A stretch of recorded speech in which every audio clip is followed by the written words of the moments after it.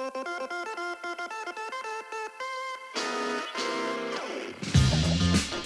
I'll go to clarify on the rumors. This is not part of the raffle or giveaway. When 2023 came along, Porsche announced that they were going to have the classic restoration again, but this time there's going to be 3 different categories. They had the restoration, the preservation, and the personalization. And with that, I'm going to go ahead and show you one of our favorite driving machines.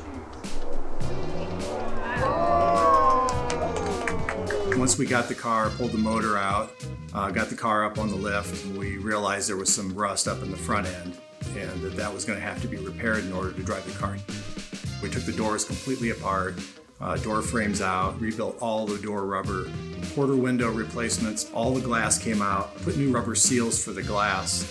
When we had the glass out, the headliner had some stains in it, so we replaced the headliner. New moldings. We noticed that the carpet was faded really badly and it was an improper carpet, it was a synthetic carpet, so we just ordered a German wool carpet set for it. Just trying to freshen the car up, make it look good on the inside.